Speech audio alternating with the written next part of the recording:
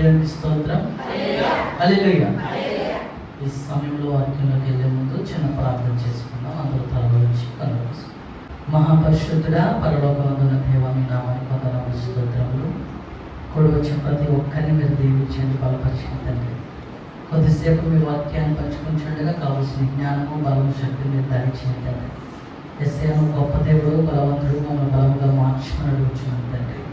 ప్రతి ఒక్కరు వినటకు మీరు జ్ఞానం దయచేయమని, సీయోను నుంచి ఆశీర్వదించమని యేసు పరిశుద్ధం ప్రార్థిస్తున్నాం తండ్రి. ఆమేన్. దేవునికి స్తోత్రం. హల్లెలూయా. ఈ సమయంలో మనం వాక్యంలోకి వెళ్దాం. ఈరోజు మనం మనిషి అనే ఒక వ్యక్తి గురించి కొన్ని మాటలు మనం మాట్లాడుకున్నాం. ఎవరి గురించి అండి? మళ్ళీ చెప్పాలి. అతని తల్లి పేరు ఏంటి? మీకు ఎవరికైనా తెలిసిన? అమ్మగారు, అయ్యగారు తప్ప మిగిలిన చెప్పచ్చు. చెప్పాలి. మనిషి యొక్క తల్లి పేరు ఏంటి?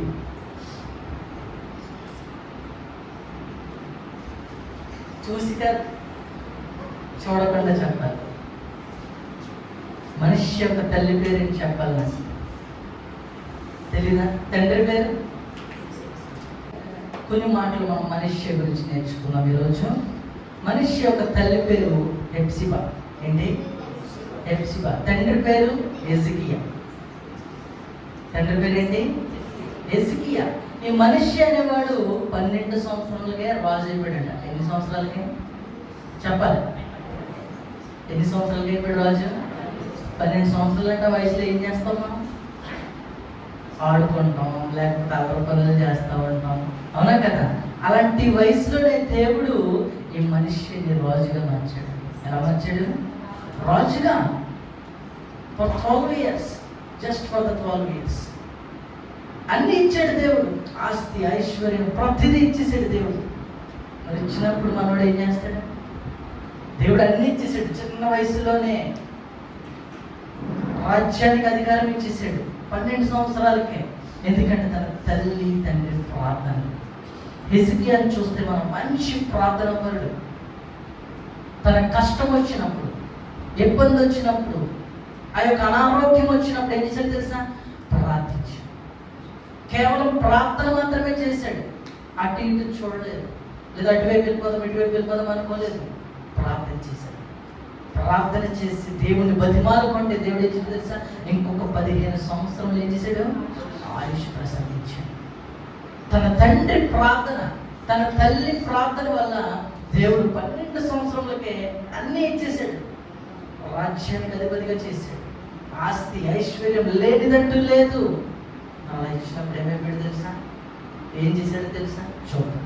2 రాజులు 21వ అధ్యాయం 2వ వచనం.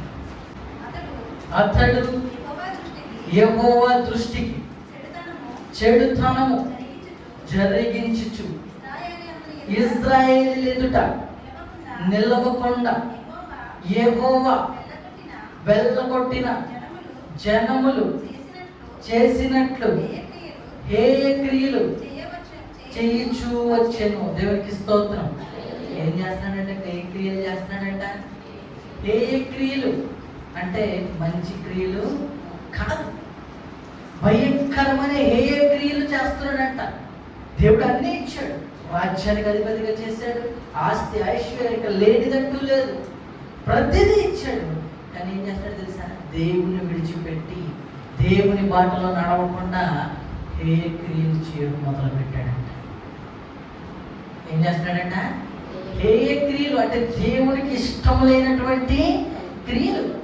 పైన చూస్తే అతడు యెహోవా దృష్టికి చెడుతనము జరిగించుచు ఇశ్రాయేలు ఎదుట నిలవకుండా యెహోవా వెళ్ళగొట్టిన జనములు చేసినట్లు ఏ క్రియలు చేయించు వచ్చాను. దేవునికి స్తోత్రం. ఈ ప్రపంచంలో ప్రతి ఒక్కరు చేసే క్రియల గురించి ఈరోజు మనం మాట్లాడుతున్నాం. ఈ భయంకరమైన క్రియలు చేస్తే నువ్వు ఏమవుతావు అనే దాని గురించి ఈరోజు మనం మాట్లాడుతున్నాం. 3వ వచనం కూడా చూడండి. తన తండ్రి అయిన హిజ్కియా పడగొట్టిన ఉన్నత స్థలములను అతడు తిరిగి కట్టించి బయలు దేవతకు బలిపీఠములను కట్టించి ఇశ్రాయేలు రాజైన ఆహాబు చేసినట్లు దేవత స్తంభములను చేయించి నక్షత్రములకు మ్రొక్కి వాటిని పూజించుచుండెను. దేవునికి స్తోత్రం. హల్లెలూయా. తన తండ్రి పడగొట్టినవన్నీ ఏం చేస్తాడంటే మళ్ళీ తిరిగి కట్టిస్తాడు. తన తండ్రి ఇవి మంచివి కాదు, ఇవి దేవునికి సంబంధించినవి కాదని చెప్పి వాడిని ఏం చేశాడంట? పడగొట్టేశాడంట. కానీ మనవాడు ఏం చేస్తున్నాడు? మళ్ళీ తిరిగి కన్స్ట్రక్షన్ చేస్తున్నాడంట. మళ్ళీ ఏం చేస్తున్నాడు? నక్షత్రములకు మ్రొక్కి వాటిని పూజించుచుండెను అంట. వీటిని మొక్కుతాడంట? నక్షత్రము. అవునా కదా? ఈ లోకంలో కొంతమంది పొద్దున లేచి దేనికి మొక్కుతారు? సూర్యుడికి మొక్కుతారు, సాయంత్రం నక్షత్రాలకు మొక్కుతూ ఉంటారు. అవునా కదా? కానీ అవేమి నేను సృష్టించినవి కాదు. ఈ సృష్టిలో ఒక భాగం అవి, అంతే. అంతేకాని సూర్యుడు మొక్కుతే నీకేమీ రాదు. వస్తుందా? చంద్రుడు మొక్కుతే నీకేమైనా వస్తుందా? రాదు. కానీ ఈ యొక్క మనుష్య మాత్రము ఏం చేస్తాడు తెలుసా? నక్షత్రములను పూజిస్తున్నాడంట, దేవతా స్తంభములను కట్టిస్తున్నాడంట. వాళ్ళ తండ్రి పడగొట్టిన ప్రతిదాన్ని మళ్ళీ నిర్మిస్తున్నాడని దేవుని వాక్యం సెలవిస్తుంది. ఈ రోజుల్లో చాలా మంది చేసే పనులు ఇవే. నక్షత్రాలకు మొక్కడం, సూర్యుడికి మొక్కడం, ఇవన్నీ దేవునికి ఇష్టం లేని పనులని దేవుని వాక్యం స్పష్టంగా సెలవిస్తుంది. ఈరోజు చాలా స్పష్టంగా చెప్తుంది దేవుని వాక్యం. నువ్వు ఎలాంటి నక్షత్రములకు మొక్కడానికి, నువ్వు ఎలాంటి సూర్యుడికి మొక్కడానికి వీల్లేదని చెప్పి దేవుని వాక్యం చెప్తుంది. ఈ వాక్యంలో ఉన్న ప్రతిదీ ఈ లోకంలో జరిగింది. బైబిల్లో రాసినటువంటి ప్రతి రాజు గురించి మనకి ఈ యొక్క చరిత్ర మనకి చెప్తుంది. కేవలం బైబిల్లో మాత్రమే కాదు, గూగుల్లో కొట్టినా కూడా వస్తుంది. అవునా కదా? ఈరోజు గూగుల్ దేనికి వాడుతాం మనం? ఇంటర్నెట్లో గూగుల్ సెర్చ్లు ఉంటున్నాయి. అవునా కదా? ఏది నిజము, ఏది అబద్ధము, లేకపోతే పలానా క్రికెటర్స్ గురించి సెర్చ్ చేస్తాం. అవునా కదా? ఎంఎస్ ధోని అసలు ఎవరు అతను అని గూగుల్లో కూడా అతని గురించి మనకు మొత్తము వస్తుంది. అలాగే ఈ యొక్క మనిషి గురించి కూడా, మనిషి అని కొట్టంగానే తన ఎవరు, ఏ రాజ్యాన్ని పాలించాడు, ఎంతకాలం పాలించాడు, ప్రతిదీ మనకి కనిపిస్తూ ఉంటుంది. ఒకవేళ అబద్ధమైతే రాదు కదా? వస్తుందా? రాదు కదా? ప్రతిదీ నిజం. బైబిల్లో రాయబడింది ప్రతి వాక్యము నిజం. అందుకే అంటున్నాడు, తన తండ్రి హిజ్కియా పడగొట్టిన ఉన్నత స్థలములను అతను తిరిగి కట్టించి బయలుదేవతకు బలిపీఠమును మరియు నా నామము ఉంచుదునని యెహోవా సెలవిచ్చిన యెరూషలేములో అతడు యెహోవా మందిరమందు బలిపీఠమును కట్టించాడు. ఎక్కడ కట్టించాడంట? యెహోవా మందిరము ఎదురుగుండా. ఏం కట్టించాడంట? ఎవరికి? బయలుదేవత. అవునా కదా? ఈరోజు ఇక్కడ చర్చ్ ఉంది, రేపు కావాలని గుడి కట్టేసినా కట్టేస్తారు కొంతమంది. అవునా కదా? అలాంటి భయంకరమైన పనులు దేవుడు మనకు ముందే చూపించాడు. ఇప్పుడు కొత్తగా వచ్చి ఏమి కాదు, ఇవి ముందే ఉన్నాయి ఇవన్నీ. అవునా కదా? దేవుని వాక్యం చాలా స్పష్టంగా ఉంటుంది. ఏ విషయంలో ఆయన భయపడే వ్యక్తి కాదు. అందుకే ప్రతిదీ లెక్కింపజేశాడు. ఈ వాక్యం ప్రతిదీ ఉండాలి, ఈ మనుషులు తెలుసుకోవాలి. ఎవరు తెలుసుకోవాలంట? మనం తెలుసుకోవాలని చెప్పి ఆయన దీంట్లో లెక్కించాడు. అసలు దేవునికి ఏం పని చెప్పండి? లోకానికి రావడానికి ఒక మనిషి కుమారులాగా దేనికి ఏం పని? అసలు ఆయన పని పడలేదా? అంతే కదా? గోల్డెన్ పనులు మన అందరికంటే చాలా పనులు దేవునికే ఉన్నాయి. కానీ ఎందుకు వచ్చాడు? ఈ ప్రజలందరూ నాశనం అయిపోతున్నారు, భయంకరమైన పాపంలోకి వెళ్ళిపోతున్నారు. వీళ్ళకి దేవుడు అంటే ఏంటో తెలియట్లేదు అని చెప్పి ప్రతి ఒక్కరికి నేర్పించడానికి, మిమ్మల్ని క్రియేట్ చేసిన వాడిని నేనున్నాను, మిమ్మల్ని సృష్టించిన వాడిని నేనున్నాను అని చెప్పి ఆయన లోకానికి వచ్చాడు. ఆయన కేవలం ఈ లోకానికి వస్తామని నమ్ముతామా? నమ్మం. అందుకే ఈరోజు నువ్వు చేసిన పాపానికి, నేను చేసిన పాపానికి, ఈ లోకంలో ప్రతి ఒక్కరు చేసిన పాపానికి ఆయన ఏం చేశాడు? తన రక్తాన్ని చిందించి, మనం తినాల్సిన దెబ్బలు ఆయన తిన్నాడు, మనం పడాల్సిన మాటలు ఆయన పడ్డాడు. అవునా కదా? మనం చావాల్సినటువంటి భయంకరమైన చావు ఆయన చనిపోయి చేయించాడు లేదా? చేయించాడు. ఈరోజు ఆయన అంత చేశాడు కాబట్టే ఈ ప్రపంచమంతా ఆయనే నిజమైన దేవుడని నమ్ముతుందా లేదా? నమ్ముతుంది. ఈ ప్రపంచంలో ఏ మారుమూలకెళ్ళినా యేసయ్య జీసస్ అంటే ప్రతి ఒక్కరికి తెలుసు. కానీ ఇక భారతదేశానికి చెందిన వాళ్ళు మాత్రం పక్క దేశానికి వెళ్ళి అడిగితే హూ ఇస్ దిస్ అని అడుగుతారు. మరి అవునా కదా? ఎందుకంటే నా దేవుడు చేసినటువంటి త్యాగము మరి లోకంలో ఎలాంటి దేవుడు చేయలేదు. చేయలేదు. ఆయన చేసిన త్యాగం ఒక చరిత్ర ఈ ప్రపంచమంతా గుర్తుపెట్టుకుంటారు. ఎవరు గుర్తుపెట్టుకుంటున్నారు? ప్రపంచమంతా, యావత్ ప్రపంచమంతా గుర్తుపెట్టుకునే చరిత్ర ఆయన చేశాడు. 6వ వచనం చూద్దాం. అతడు తన కుమారుని అగ్నిగుండము దాటించి జ్యోతిష్యమును శకునములను వాడుక చేసి యక్షనిగాండులతోను సోదిగాండులతోను సాంగత్యము చేశాడు. దేవునికి స్తోత్రం, హల్లెలూయా. ఇది మనందరికీ ఉంటుంది, అవునా కదా?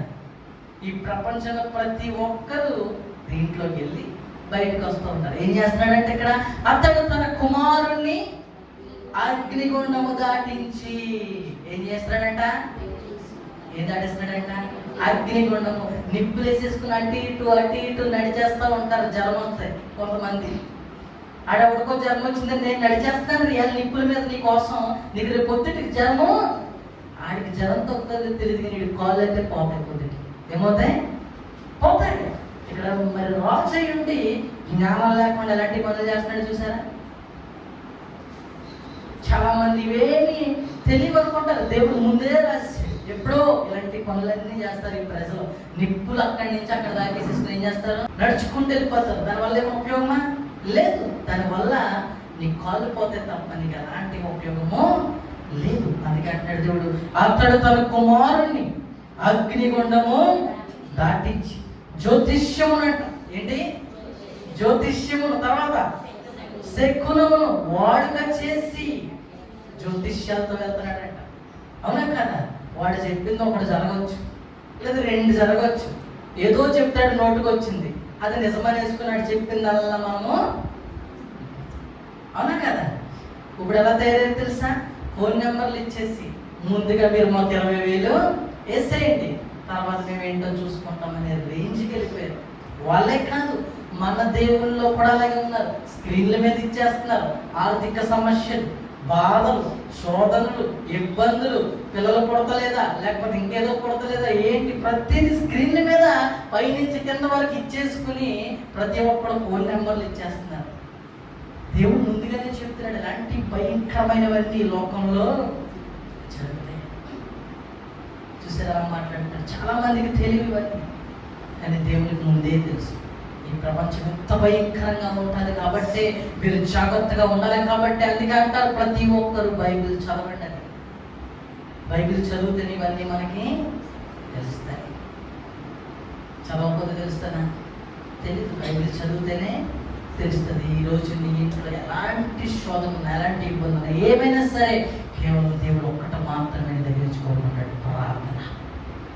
నువ్వు ఎలాంటి జ్యోతిష్యుడి దగ్గరికి వెళ్ళాల్సిన అవసరము లేదు, అవునా కదా? నువ్వు ఎలాంటి యక్షినిగాంటి దగ్గరికి వెళ్ళాల్సిన అవసరము లేదు. నువ్వు కేవలం చేయాల్సింది ఏంటంటే నీ ఇంటిలో కూర్చుని ప్రార్థన, లేదా నీ సంఘంలో కూర్చుని నీ సంఘంతో కలిసి ప్రార్థన. కేవలం దేవుడిని దగ్గర నుంచి కోరుకునేది ఏంటంటే ఈరోజు ప్రార్థన మాత్రమే. నీ ఇంట్లో అప్పులు ఉన్నాయా, బాధలు ఉన్నాయా, అనారోగ్యంతో బాధపడుతున్నావా? హిజ్కియాలాగా ప్రార్థన చేయి. హన్నాలాగా సన్నిధిలో కూర్చుని కన్నీరు కార్చి ప్రార్థించు. దేవుడు అప్పుడు నీ సమస్య తీర్చబోతాడు. మామ ఏమీ చేయము, ప్రార్థన చేయము, బైబిల్ చదవము, అసలు ఏమీ గుర్తుండవు మనకి. కుటుంబంతో కలిసి ఒక రోజు ఒక 30 నిమిషాలు ప్రార్థించము. మరి దేవుడు అద్భుతాలు చేయాలంటే ఎలా చేస్తాడు? దేవుడు గొప్ప కార్యములు చేయాలంటే ఎలా చేస్తాడు? ఆ రోజు దావీదులో స్తుతి ఉంది. ప్రతి నిమిషం స్తుతించేవాడు, దేవుడిని ఆరాధించేవాడు. అందుకే గొర్రెలు కాసుకునేవాడిని తీసుకెళ్ళి అక్కడ నిలబెట్టాడు. రాజ్యం సింహాసనం మీద కూర్చోబెట్టాడు. అవునా కదా? మోయోగ్రాలైన రూతుని తీసుకెళ్ళి అక్కడ కూర్చోబెట్టాడు. బెత్లెహేము పొలాలన్నింటికి ఓనర్ చేసాడు. అవునా కదా?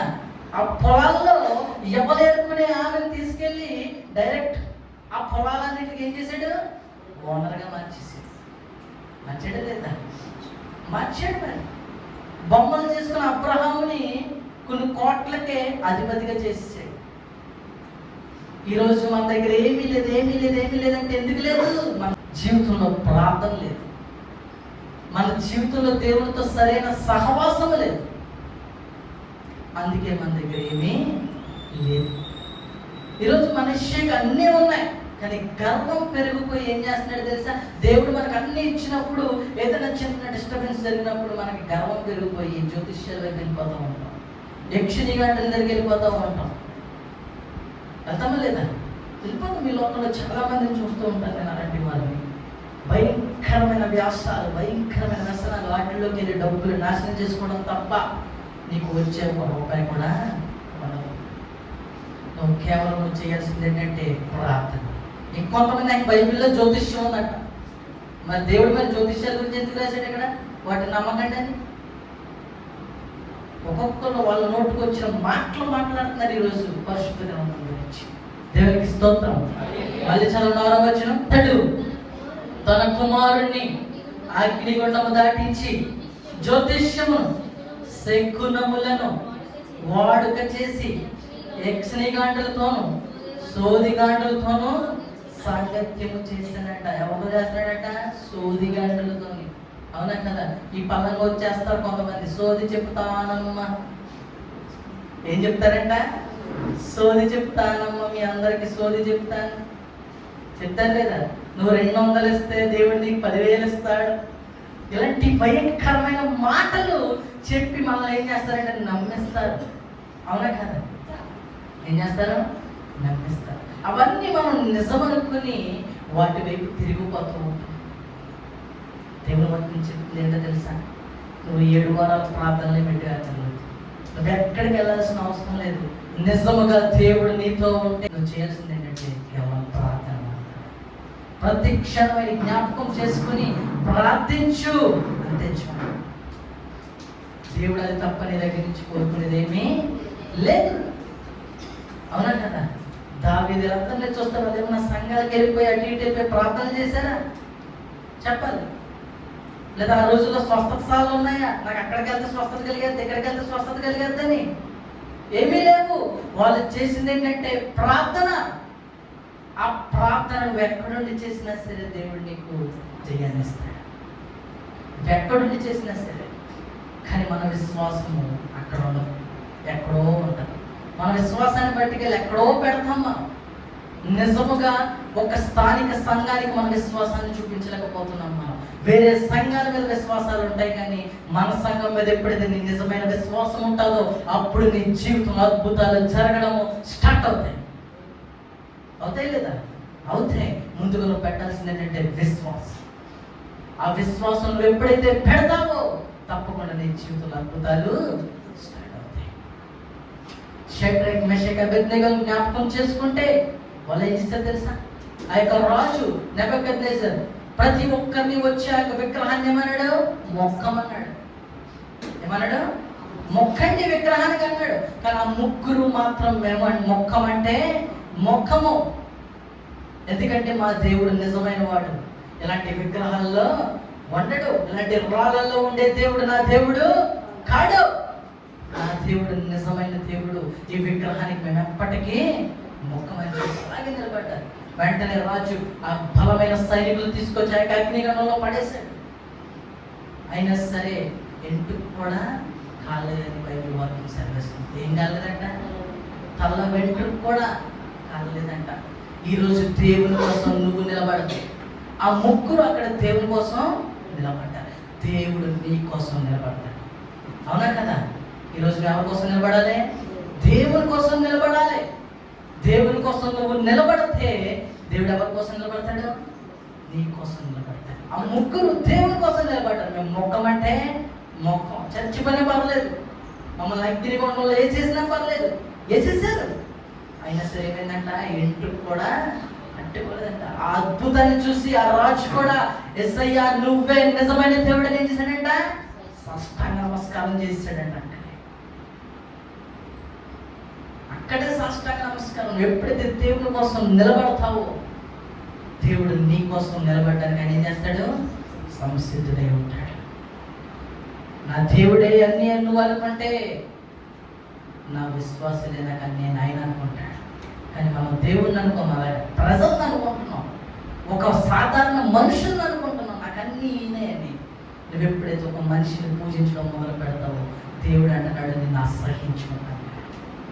జ్యోతిష్యం అంటే ఏంటి, ఒక మనుషుడిని పూజించడమే, వాడు చెప్పే మాటలు నమ్మి వాడు వెనకాల తిరగడమే. వాడేం చెప్తాడు రేపు వాడు ఏం చేస్తాడు, అదే కదా మనం చేస్తుంది ఈ లోకంలో. ఒక మనుషుడిని పూజిస్తే, ఒక మనుషుడి వైపు నువ్వు తిరుగుతూ ఉంటే దేవుడు అంటున్నాడు ఈరోజు అది నాకు హేయ, నాకు అది చెడుతనము కలిగించే క్రియలవి, ఎన్నటికీ నేను వాటిని సహించను అంటున్నాడు దేవుడు ఈరోజు. ఎక్కడైనా మనం మారాలి, మార్పు రావాలంటే మనం నిజముగా విశ్వాసము కలిగించాలంట, ప్రార్థించాలి. దేవుడు నీ నుంచైనా నా నుంచైనా ఎవరి నుంచైనా కోరుకునేది ఒకటి ప్రార్థన. నువ్వు నిజముగా బైబిల్ చదివి వాక్యాన్ని చదివి ప్రార్థిస్తే ఆయన ఎంతో ఆనందపడిపోతాడు, ఎంతో ఎంతో ఆనందపడిపోతాడు. కానీ మనమేమో బైబిల్ చదవం, ప్రార్థన చేయం, కుటుంబంతో ఒక్క 10 నిమిషాలు 20 నిమిషాలు గడపము ప్రార్థనలో, ఏమీ చేయం. కానీ అద్భుతాలు జరుగుకోవాలంటే ఎలా జరిగిపోతాయి?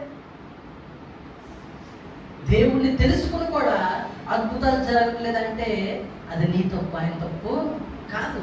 అవునా కదా? ఆయన తప్ప కాదు. ఈరోజు నిజముగా నువ్వు కన్నీరు కాచి ప్రార్థన చేసావంటే హన్నలాగా దేవుడు నీకు కావాల్సింది ఇస్తాడు. దావీదులాగా ఆరాధన చేసావంటే ప్రతి క్షణము ఏమీ లేదు నేను తీసుకెళ్ళి అక్కడ కూర్చోబెడతాడు, రాజ్యానికి అధిపతిగా కూర్చోబెడతాడు. కూర్చోబెడతాడు లేదా? కూర్చోబెడతాడు. ఎన్నో వేల బలులిచ్చేసి ప్రార్థించగా సొలొమోను అడిగినటువంటి ఆ జ్ఞానాన్ని ఇచ్చాడు దేవుడు. ఈరోజు నువ్వు అడుగు, దేవుడా ఇస్తాడు, కానీ నీ ప్రార్థనలో విశ్వాసం అనేది ఉండాలి. ఇక్కడ దేవుడు మనిషి చూస్తే అన్నీ ఇచ్చాడు, everything what ever he want. కానీ కర్మం పెరిగిపోయి జ్యోతిష్యులతోనూ ఇంకా యక్షిగాండులతోనూ సోదిగాండులతోనూ ఏం చేస్తాడంట, సహవాసము చేస్తాడు. ఈరోజు నువ్వు కూడా అలాంటి సహవాసం కలిగి ఉన్నావేమో, ఇలాంటి భయంకరమైన వ్యసనాలు నీ జీవితంలో ఉన్నాయేమో, ఈ లోకానుసారమైన వ్యసనాలు. దేవుడు అంటాడు నువ్వు నాకు ఈరోజు ఇష్టము కాదు, ఐ డోంట్ లైక్ యూ, ఇవన్నీ నాకు హే క్రియలు అని చెప్పి దేవుడు వాక్యం సెలవిస్తుంది ఈరోజు. దేవునికి స్తోత్రం. 16వ వచనం చూద్దాం. మరియు మనిషి యెహోవా దృష్టికి చెడు నడత నడిచి యోధా వారిని పాపములో దింపినదిగాక యెరూషలేమును ఈ కోన నుండి ఆ కోన వరకు రక్తముతో నిండినట్లు నిరపరాధుల రక్తమును బహుగా ఒలికించెను. దేవునికి స్తోత్రం. ఏం చేస్తున్నాడంట, యెహోవా దృష్టికి చెడు నడత నడిచి యోధా వారిని పాపములో దింపినది గాక యెరూషలేమును ఈ కోన నుండి ఆ కోనకు రక్తముతో నిండినట్లు నిరపరాధులను రక్తమును బహుగా ఒలికించాడు. అంటే ప్రజలను బలించి చంపేస్తున్నాడు. ఏం చేస్తున్నాడు? ఎవరికి? ఆ భయంకరమైనటువంటి దేవతలు. ఆయన యెరూషలేమును రక్తముతో నింపేస్తున్నాడని చెప్పి దేవుని వాక్యము సెలవిస్తుంది. ఇక్కడ ఏం చేస్తున్నాడంట, ఆ యెరూషలేమును రక్తముతో నింపుతున్నాడంట. అంటే దేవునికి ఇష్టం లేని భయంకరమైన పనులన్నీ తాను చేస్తున్నాడని దేవుని వాక్యం సెలవిస్తుంది. దేవునికి స్తోత్రం. హల్లెలూయా. ఎంతో మంది అమాయకులను చంపేస్తున్నాడు ఆయన. ఆ యొక్క రక్తాన్ని చిందిస్తున్నాడు. ఆ యొక్క అమాయకుల రక్తాన్ని, ఆ యెరూషలేము అంతా యొక్క అమాయకుల రక్తంతో ఏమవుతుందంట, నిండిపోతుందని దేవుని వాక్యం చెప్తుంది ఇక్కడ. దేవునికి స్తోత్రం. హల్లెలూయా. కానీ ఇన్ని చేసినా సరే దేవుడు ఎందుకు క్షమిస్తున్నాడు తెలుసా? తన తల్లి యొక్క ప్రార్థన. తన తల్లి ప్రతి క్షణం నా బిడ్డ మారాలి, యేసయ్య నా బిడ్డకి రాజరికం ఇచ్చావు, కానీ వాడి మనసు మంచిది కాదు. కానీ నువ్వు మార్చగలిగే దేవుడు కాబట్టి ఈ రోజు కాకపోతే రేపైన వాడు మారతాడని నమ్మి ప్రార్థన చేశాడు. తన తండ్రి హిజ్కియా కూడా మంచి ప్రార్థించేవాడు. తన తల్లి ప్రార్థనకి దేవుడు తనని ఏమీ చేయట్లేదు. మారతాడు, ఏదో రోజు మారతాడని దేవుడు అలా ఎదురు చూస్తూనే ఉంటున్నాడంట. దేవునికి స్తోత్రం. అలా 2 దినవృత్తాంతములు 33:9-10. ఈ ప్రకారము మనష్షే యూదా వారిని యెరూషలేము కాపురస్తులను మోసపుచ్చిన వాడై ఇశ్రాయేలీయుల ఎదుట ఉండకుండా యెహోవా నశింపజేసిన అన్యజనుల కంటేను వారు మరింత అక్రమముగా ప్రవర్తించుచున్నట్లు చేయుటకు కారకుడాయెను. దేవునికి స్తోత్రం. హల్లెలూయా. రాజే ఎంత భయంకరమైన పనులు చేస్తుంటే ఇక ప్రజలు ఏం చేస్తారు? వాళ్ళు కూడా రాజు బాటలోనే నడుస్తారు. రాజు కంటే భయంకరంగా ఏం చేస్తారంట? ఏ క్రియలు చేస్తున్నారని దేవుని వాక్యం చెప్తుంది. ఎవరికంటే? రాజు కంటే. అందుకు కారకుడు ఎవరు? రాజే. అవునా కదా? ఈరోజు తల్లిదండ్రులైన మీరు దేవుని యందు భయభక్తులు కలిగి ఉండాలి. మీరే వేరే వాళ్ళతో సహవాసం చేస్తే మన బిడ్డలు ఏం చేస్తారు? వాళ్ళు కూడా అదే పని చేస్తారు. అవునా కదా? మనం చెడు మార్గంలో నడిస్తే మన బిడ్డలు కూడా చెడు మార్గంలో నడవడానికి సంసిద్ధులై ఉంటారు. అవునా కదా? ఈరోజు చాలా మంది కుటుంబాల్లో తండ్రులు త్రాగుడుకు వ్యసనం అయిపోయి ఉంటారు. అవునా కదా? బానిసలు అయిపోయి ఉంటున్నారు ఈ లోకంలో. అలాంటప్పుడు వాళ్ళని చూసి వాళ్ళ బిడ్డలు ఏం చేస్తారు? వాళ్ళు కూడా తాగుడికి బానిసలు అవుతారు, కానీ మంచి చేయడానికి ముందుకు వెళ్ళరు. అవునా కదా? ఇది నిజం. నా తండ్రి తాగుతున్నాడు, నేను తాగితే ఏంటి ఏమవుతుంది? నా తండ్రి తాగుతున్నాడు, మరి నేను తాగితే ఏమవుతుంది? ఏమీ అవ్వదు అని చెప్పి వాళ్ళు కూడా తాగుడుకు బానిసలు అయిపోతారు. నువ్వు నడిచే మార్గంలోనే వాళ్ళు నడుస్తారు. ఇక్కడ రాజు నడిచే మార్గంలోనే ఎవరు నడుస్తారంట? ఆ యొక్క ప్రజలందరూ నడుస్తున్నారని దేవుని వాక్యం సెలవిస్తుంది. అందుకే మన ప్రవర్తన బాగుంటే మన పిల్లల ప్రవర్తన బాగుంటుంది. మన మనసు బాగుంటే మన పిల్లల మనసులు బాగుంటాయి. ఈ సంఘం యొక్క దైవజనుడు మంచిగా ఉంటే సంఘం అంతా బాగుంటుంది. బాగుంటుంది లేదా? బాగుంటుంది. అబ్బాయి లేదని గర్వం వచ్చేస్తే మాత్రం దేవుడు ఏం చేయాలో అది చేస్తాడు. ఇక్కడ మనిషికి వచ్చింది కూడా అదే, గర్వం. దేవుడు అన్ని ఇచ్చేటప్పటికి ఏం పెరిగిపోతుంది? మనకి గర్వం పెరిగిపోతుంది. ఇక్కడ మనిషికి వచ్చింది అదే, గర్వం పెరిగిపోయి ఏం చేస్తున్నాడో, అతను ప్రజలతో ఏం చేపిస్తున్నాడో అర్థం లేకుండా తను బిహేవ్ చేస్తున్నాడు. దేవునికి స్తోత్రం. హల్లెలూయా. 10వ వచనం చూస్తే యెహోవా మనిషికును అతని జనులకును వర్తమానములు పంపినను వారు చెవియోగా పోయేరి అంట.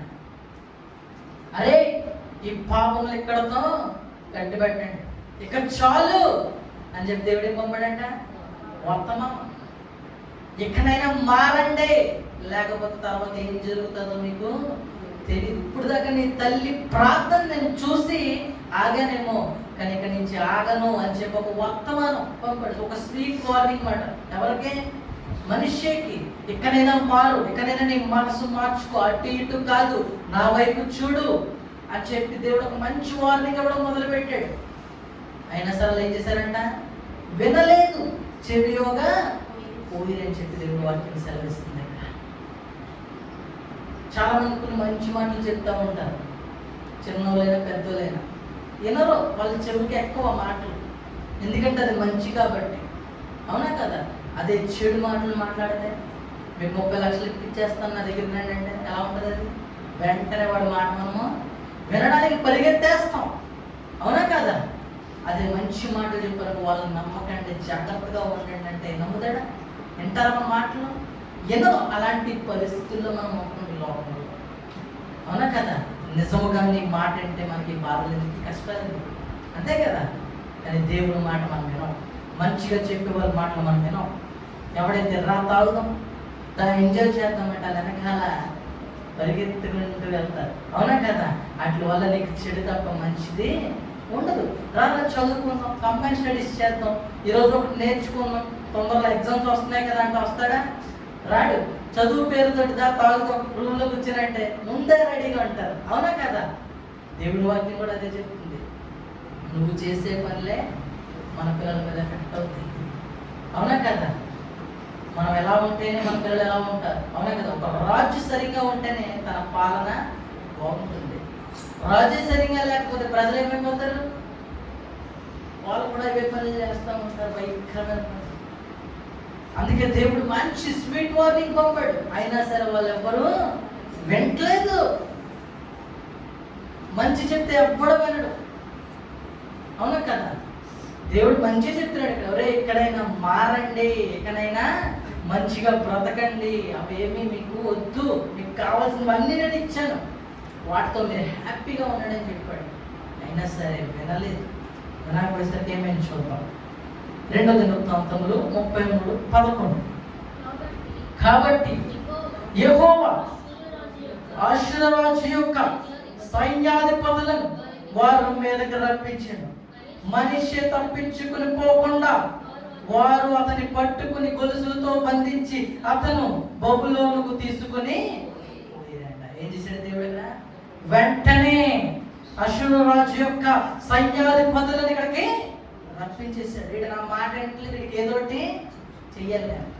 అప్పుడు అంటాడు మాట అని చెప్పి దేవుడు వెంటనే ఆ యొక్క అష్షూరు రాజు యొక్క సైన్యాధిపతులను వారి మీదకి పంపాడంట. పంపేం చేశాడు? మనిషి తప్పించుకొని పోకుండా వారు అతన్ని పట్టుకొని గొలుసులతో బంధించి అతన్ని బబులోనుకు తీసుకొని ఇంకొక రాజ్యం వాళ్ళు వచ్చి రాజు ఏం చేశారంట? గొలుసులతో కట్టేసి లాక్కుని వెళ్ళిపోయారు.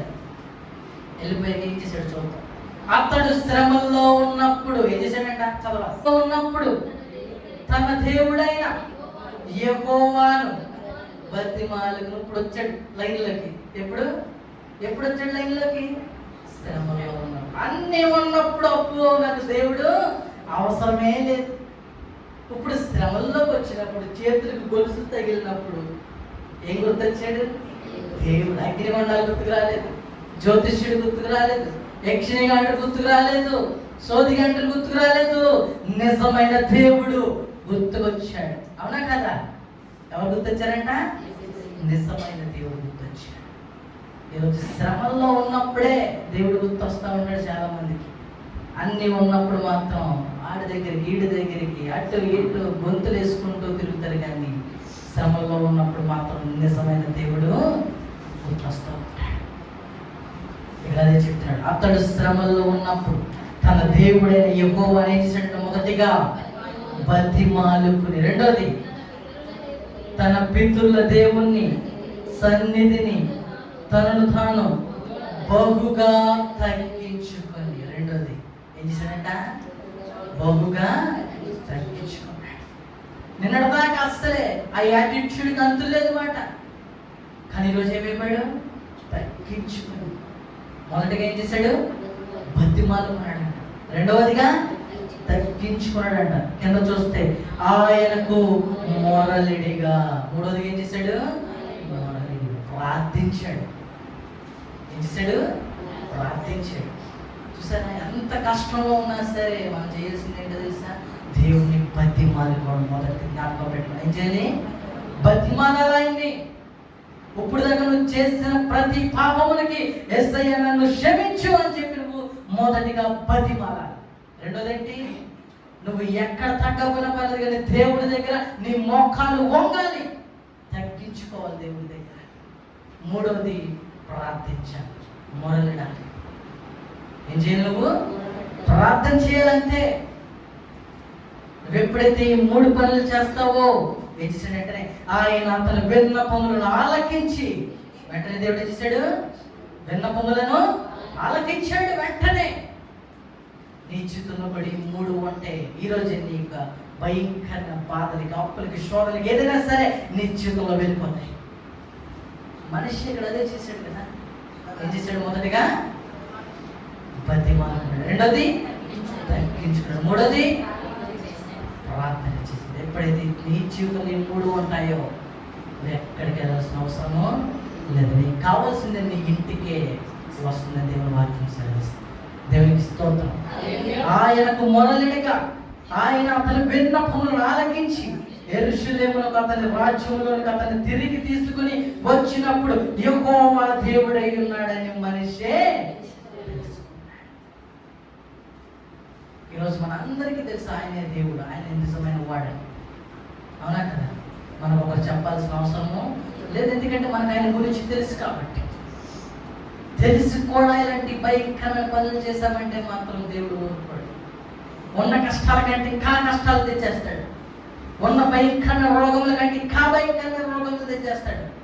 అవునా కదా? ఈరోజు నువ్వు చేయాల్సిన తెలుసా? ఒకటే, ప్రార్థన. ఏం చేయాలి నువ్వు?